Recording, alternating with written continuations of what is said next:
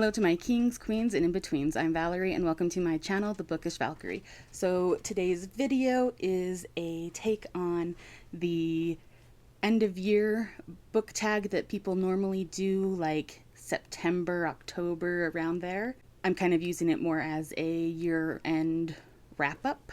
And I'm not really sure who started this book tag, and I've seen a few different versions of it.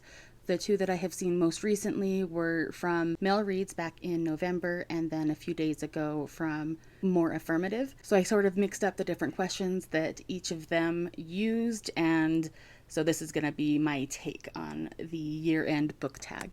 All right, so the first question that I am answering is, what was your first read of 2024? And for me, that was Freedom is a Constant Struggle by Angela Y. Davis. This was a short collection of essays and articles from Angela Y. Davis addressing the issues surrounding and connected to the Black Lives Matter movement, starting with what happened in Ferguson and then also its connection to Palestine. So that was how I started my year off, and it was a 5-star read. I talk about that in a previous video more in depth, so I will link that below if you're interested in seeing my thoughts on that. I am going to try and move through these pretty quick because there are 24 questions that I have on this list, so I just want to kind of make my way through as quickly as I can. So what are your shortest and longest books of the year? And so far my shortest book of the year was Night Night Dinosaurs, and it was adorable. It's one of those board books with the different textures. I read it trying to decide if I wanted to give it to one of my nieces or nephews, and that is what I ended up doing with it. And then the longest book that I have read this year, or at least so far, is technically Gate of the Feral Gods, Dungeon Crawler Carl number 4 by Matt Dinniman. And that one was in the 600s page-wise, although the book I'm currently reading and will finish by the end of the year is Butcher's Masquerade, which is the next book in the series, and that one is over 700 pages. All right, so the next question is books that you started this year and still need to finish. So I don't remember a lot of the ones that I soft DNF'd unless I specifically marked them as soft DNFs. So really the only answer I can truthfully give here is my current reads, which are Merry Little Meet Cute by Julie Murphy and Sierra Simone. I am probably about a third of the way through this book. So far it is fun. It is light on the Christmas and much heavier on the romance. So it's probably the least Christmassy Christmas read that I have been reading recently. But I am enjoying it, and I do plan on finishing it this year. And then I am also in the middle of reading There's No Business Like Snow Business by Lisa Henry. It is the 7th book in the 2nd season of the Christmas Falls books, and I am not going to probably be finishing that by Christmas, but I'm hoping to. Same with A Merry Little Meet Cute. I'm guessing they're going to be slightly after Christmas that I finish them both.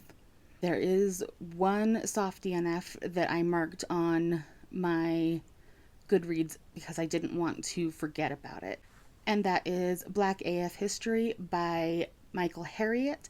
I started this nonfiction history book probably around the time that I finished reading the Angela Y. Davis book, and I did try to continue reading it, but even though it's very well written, I just haven't been able to make myself pay it proper attention because I am such a mood reader, and a history book is kind of a harder one for me to read, and I want to make sure I give it the appropriate attention that it deserves. So I will be continuing this book. I may try to make it something that I listen to a chapter at a time, or maybe buy the physical book so I can tandem read it with the audiobook. I'm not sure, but I do want to finish reading it. I definitely will not be finishing it before the end of the year, but it is my goal to make sure it gets read by the end of next year. And that actually leads me into the next question, which is what books do you want to read by the end of the year? And this question, I think, is why most people do this book tag 2 or 3 months before the end of the year, but who said we have to follow the rules? For the last week and a half of the year, I plan on finishing up the Christmas Falls season 2 books, all of my currently reading books, and if I can, I would like to at least get started on my Libby holds, which I don't even know what they are. And so on my Libby holds, I have a book of poetry from Amanda Lovelace, Shine Your Icy Crown, and I have a manga for I Think Our Son is Gay, and then a graphic novel of The Witch Boy, and an audiobook for When Among Crows. So, I don't know. We'll see if I get to any of this. And if I'm being really ambitious, depending on my mood, I have been wanting to get to rereading The Network Effect and System Collapse by Martha Wells. They are the last 2 books so far in the Murderbot Diaries, and I just want to read them together because Systems Collapse picks up right after Network Effect. I want to read those together instead of a year apart. Next up, what new releases are you still waiting for? And for me, there's only one book left in 2024 that hasn't released that I have been waiting for, and that is Heavenly Tyrant, and that is the second book in the Iron Widow duology by Zirin J. Zhao.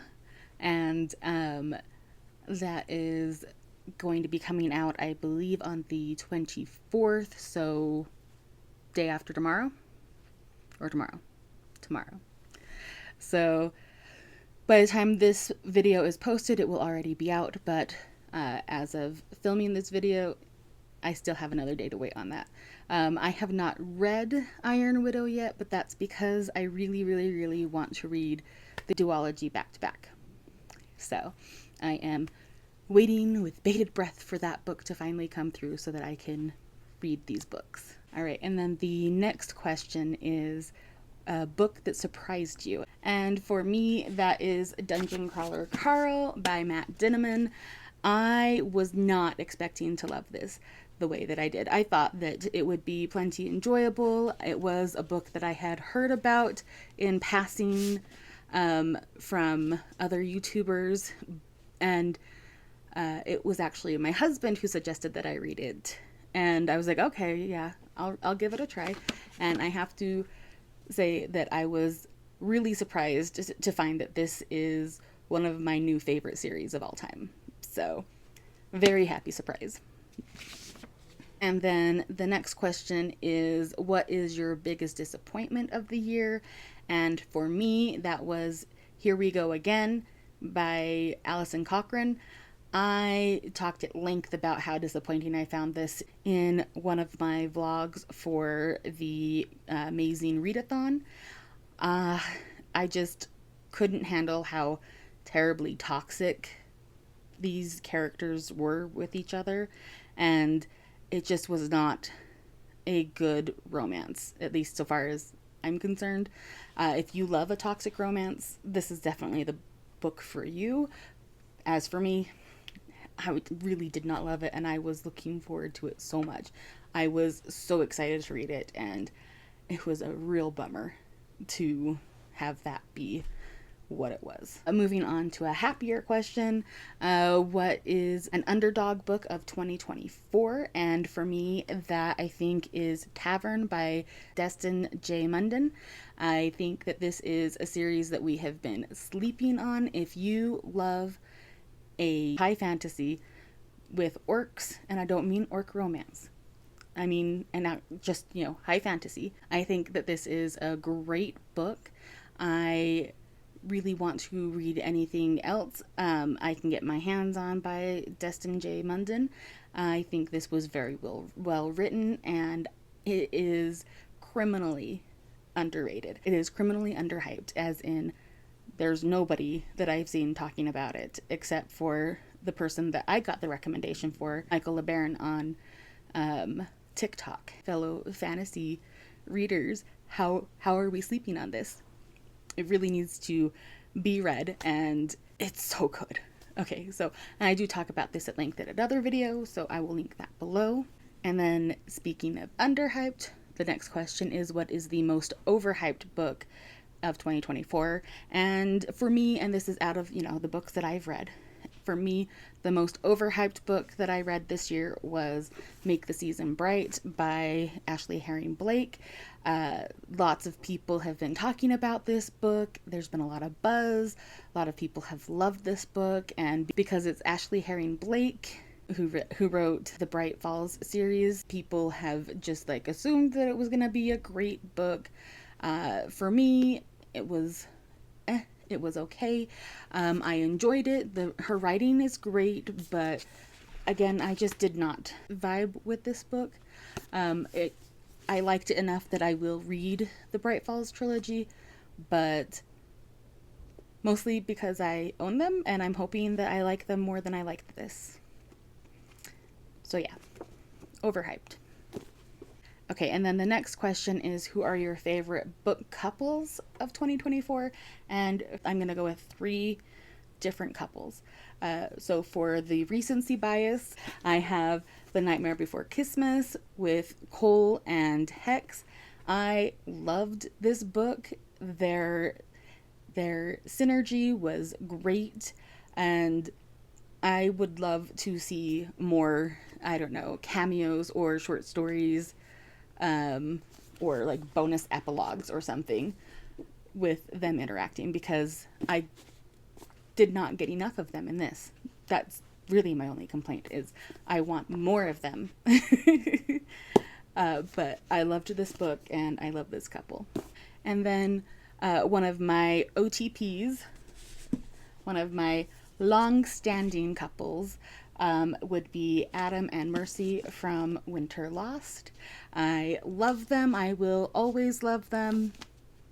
They are a fantastic pairing, and this book in particular features them on one of their little adventures away from the pack, kind of like in River Marked, where they were kind of isolated away from the pack, and so you get to see a whole lot of them together and working together as a couple and as a team. And so yeah, Mercy and Adam, love them. For the next question, the best main characters of the year. So for this one, I am going to bring up Winter Lost again, because Mercy is my #1 fave. I will love her always and forever. She has never disappointed me, and I sincerely doubt she will ever disappoint me. Favorite main character of all time. But to be fair, I'm going to also talk about some of my other favorites from this year. And we've got Jade Daniels from the Indian Lake trilogy, which I finished earlier this year when it came out. I loved this book. It was a perfect ending to a crazy little trilogy, and Jade is amazing, and I wish she knew how amazing I think she is, because I think she needs to know that she's amazing. And then I've got one more favorite main character from this year, and that is Adam Driver from the Adam Driver trilogy. I picked this series up off of a recommendation from a random booktube video that popped up, and I really wish that I had subscribed to that creator, or at least saved the video, because it was somebody that I hadn't ever seen before, and I managed to not subscribe, so I have no idea how to find them and tell them that I loved this book series, or that I loved this trilogy, and to thank them for recommending it, because it is a new favorite trilogy for me. Adam is surly and wonderful and caring, and I just want to be his best friend.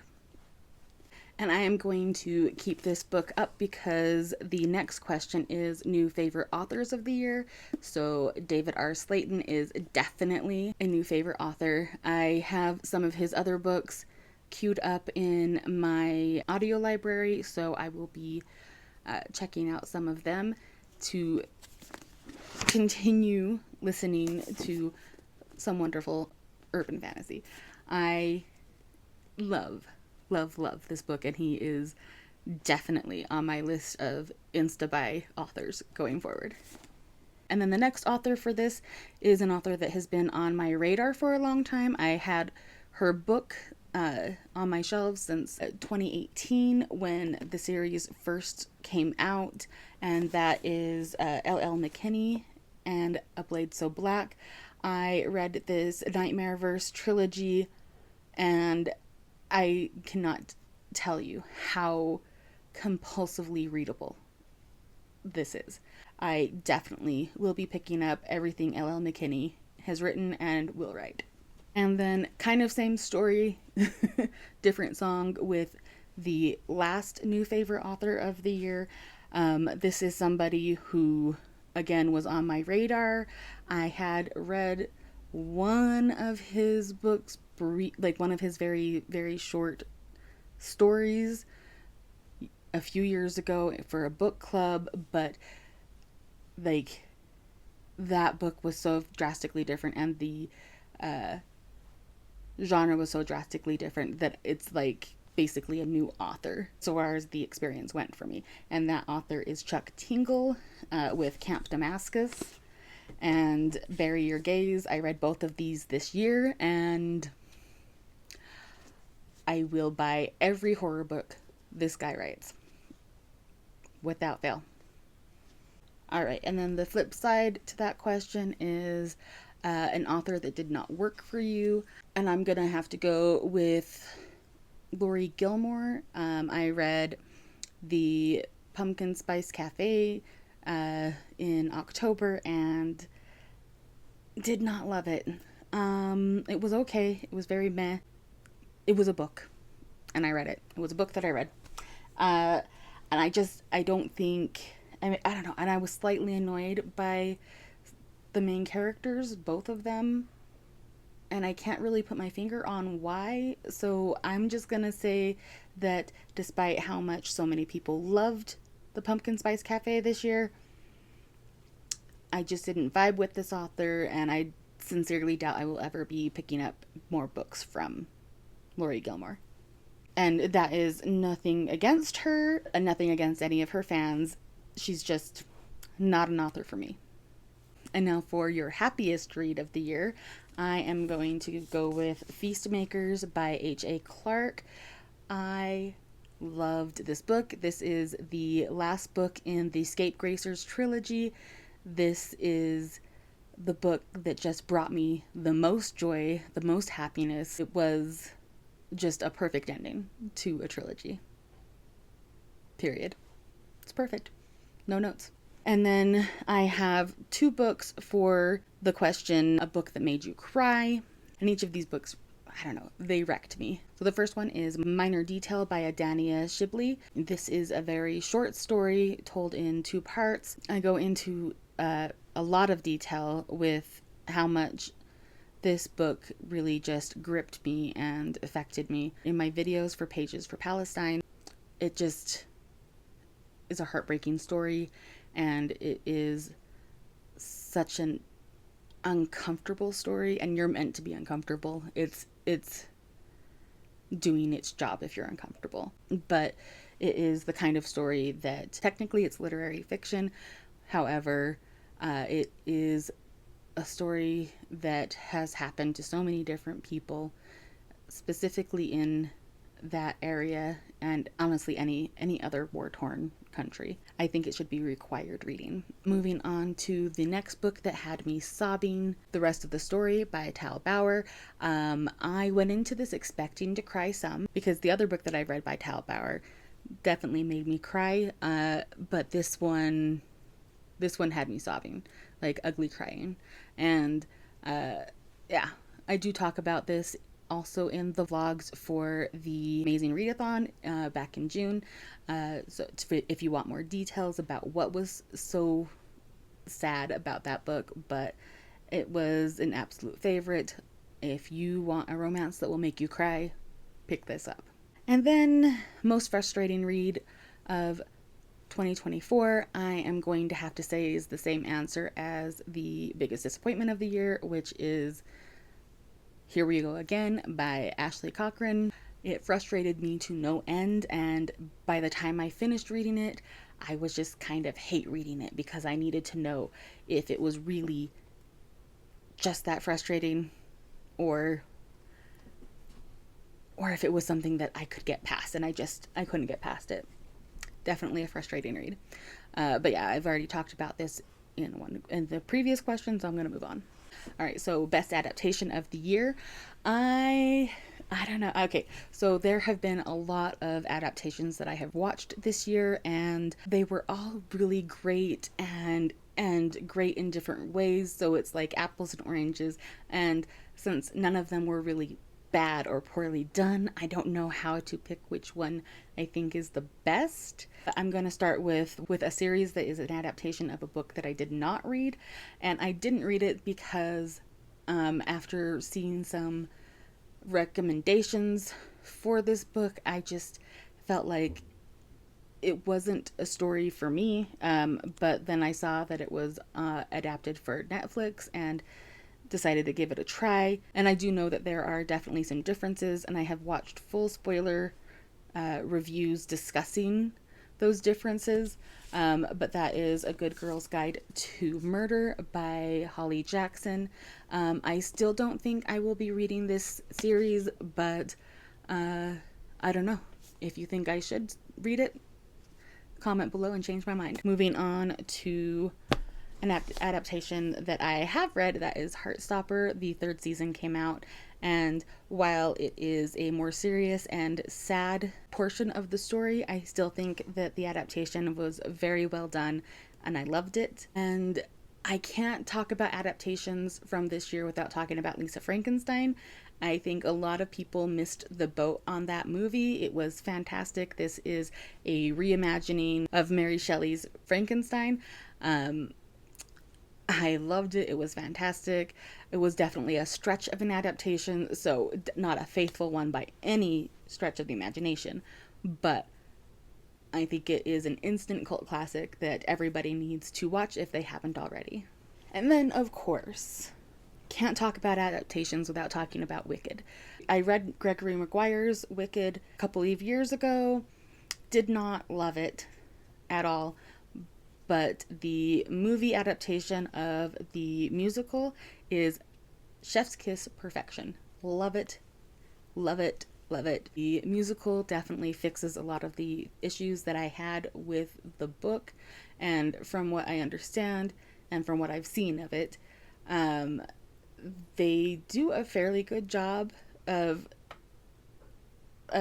adding all the same basic events, the same basic outline, but they take all of the boring stuff out and jazz it up quite a bit and give it some better dynamics. If you haven't watched it yet, I absolutely recommend it. It's fantastic. So moving on to the next question. What is a book that I could not stop thinking about? For me, that is going to be a couple of books. One is Hide and Seeker. I found this book to be genuinely creepy on lots of different levels, and the creep has kind of stuck with me. It's a middle grade horror, but the horror is very real. I do think it is appropriate for the right middle grader. I loved it. I loved it. It was so good, and it stuck with me. It still is just like taking up rent-free space in my brain. And then another one was also a horror book, and that is Lone Women by Victor Lavelle. This book has definitely lived rent-free in my head since I read it. I could not put this book down while I was reading it, and I still contemplate how I think these characters are living out their lives now, after the book ended. I just found it really compelling, and I can't stop thinking about it. For best book covers of the year, I have some serious, like, I love these covers. All right, so there is Bury Your Gaze by Chuck Tingle, and honestly, the screen does not do it justice. Like, I love the hyperpigmentation of these colors and how they just hit you in the face, and and this hammer, like, you can't really see on the screen how great this hammer is, but this cover haunts me. This hammer haunts me. I love it. It's so good. And then so far as like a genuinely like well-designed, beautiful cover, I have to go with A Sorceress Comes to Call by T. Kingfisher. This book is gorgeous and it speaks to me. I love the gold and black color combination. It's always been a favorite for me, and I just think it's gorgeous. It's beautiful. And then this cover has been in my brain since the first time I saw it, and that is Never Whistle at Night. It is a short story collection from multiple authors about Indigenous horror, and the book is amazing, and the cover is amazing. It's a perfect book, really. I loved it, and this cover will stick with me forever. And okay, and I have two more. I know it's a lot, but I'm trying to cut through this as quickly as I can. All right. So, and then I also have Most Ardently by Gabe Kolnavoa.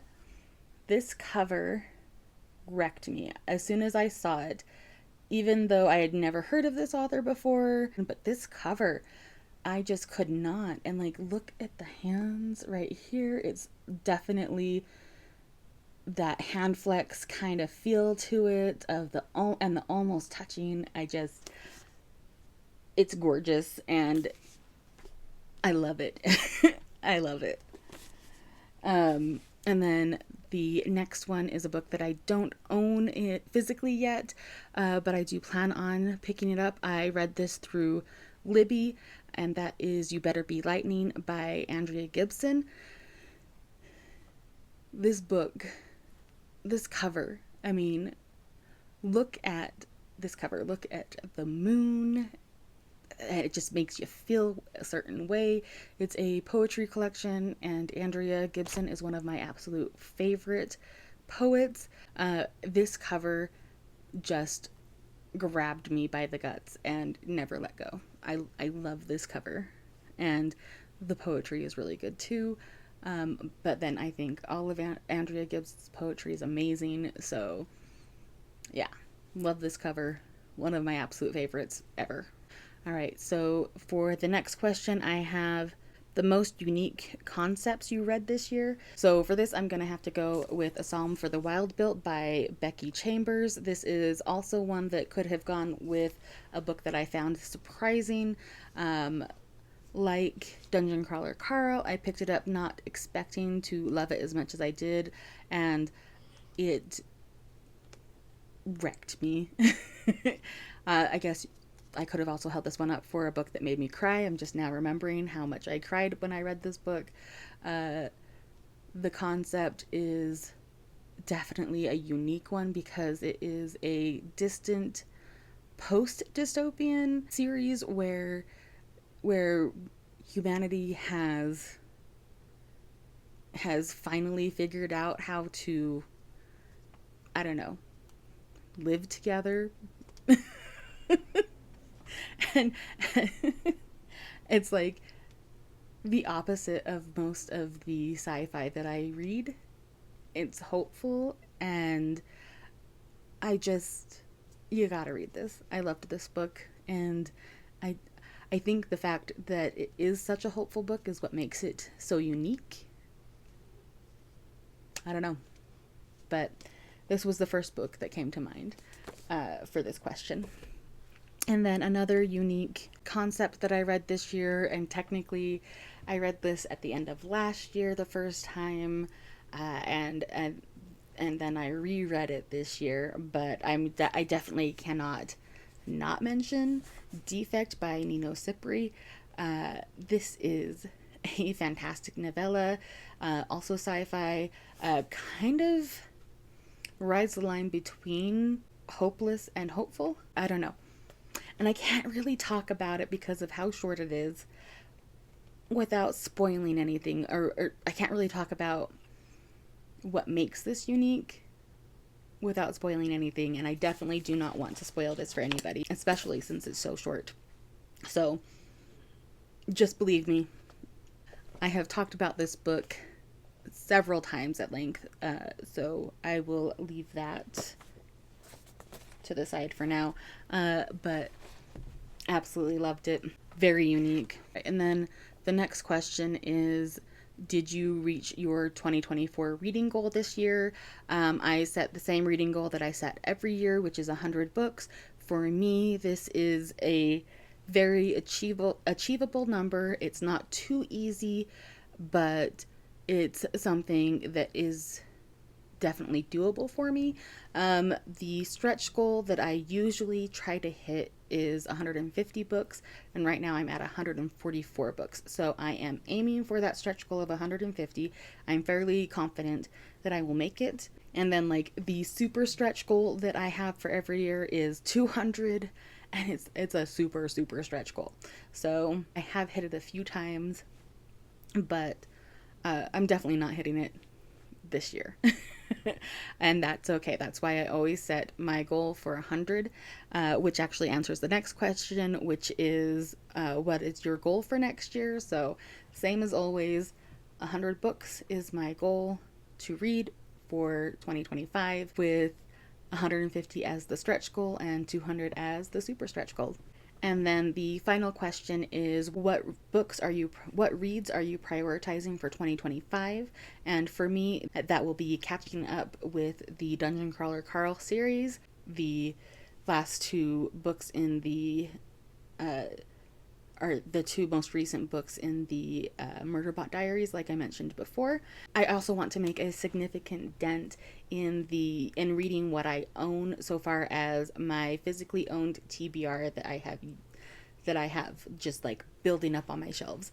I will probably be combing through to see if there are any books that I feel are no longer relevant to be on my TBR, like books that I think that I just honestly will never get to, but I definitely want to prioritize getting a good chunk of those read. Obviously, I will still be reading books as they come out as well, and while I don't mind having a large number of books that I have yet to read on my shelves, this last year has kind of taken the cake. I feel like I maybe doubled my physically owned TBR this last year, so I definitely need to work on that, and I am also planning to scale back. My husband's gonna laugh at this because he's not gonna believe me, but I also want to scale back on my physical purchases, make sure that I consume these books in audio or ebook first if I can, unless, of course, they are manga or graphic novels. Those I really do prefer to read physically. Same with poetry. I really prefer reading those types of books physically first. So they'll definitely be my exception. But I do really want to make sure that I'm only buying physical books that I intend to keep forever. Speaking of graphic novels and books that I know that I will keep forever, I will also be prioritizing reading the graphic novel adaptation of The Song of the Lioness Quartet by Tamara Pierce. I love The Song of the Lioness Quartet. It is one of my ultimate lifetime favorites, and the fact that it is getting adapted to a graphic novel is just, it delights me to no end. I am so stinking excited. I don't even care how many volumes I'm going to end up buying for this, but I will be buying them as they come out. I believe that the artist for this adaptation is a non-binary person of color, if I remember correctly, and I feel that that will definitely bring some nuance to this older series that we need to help it hold up over time. I think overall this series holds up very, very well, but there are a few nuances that need some tweaking, and I think that this graphic novel reboot will bring that nuance to this series, and I am beyond excited to see how this goes. And then I also want to prioritize picking up and reading The Ashfire King by Chelsea Abdullah. This is the second book in the Sandsea trilogy, and I loved the first book. I have been waiting for this second book, and honestly, I don't care that it's been a couple of years. I think that authors need to take as much time as they need to take to make sure that they get their story written to the best of their ability. So I've actually already got it pre-ordered on audiobook, and I cannot wait. And then, of course, I need Oathbound, which is the third book in the Legendborn cycle. I still need to finish the second book. I stopped reading it because the gaslighting that was happening was just hitting me too hard, and I had to step away from it. So I'm waiting for Oathbound to come out so that I can finish reading Bloodbound and go straight into Oathbound. And I absolutely need to read the Between Earth and Sky trilogy by Rebecca Roanhorse. I read Black Sun when it first came out, and then I have purchased both of the books that come after it because I wanted, after reading Black Sun, I knew I was going to have to reread it because so much happens in this series, in just the first book, that I need to read this trilogy all together in one shot. So now that I have them all, I will be reading them all in 2025. And those are all of the books that I am prioritizing at this time. So I think I might have to write that list down somewhere and keep it where I can see it so that I don't ADHD away from it and not achieve it. So that was the end of year book tag, or at least my take on it. I think that'll do it for me. And if you liked this video, please give it a thumbs up and subscribe if you want to. Let me know in the comments what your favorite read of the year was and what you are prioritizing for 2025. If you don't want to do that, leave me a sun emoji for Black Sun in the comments just to let me know that you were here. And thanks for watching. See you next video. Stars shining bright above me. Breezes seem to whisper that sycamore tree. Dream a little dreamer. Hello to my kings, queens, and in-betweens. I'm Valerie, and welcome to my channel, The Bookish Valerie.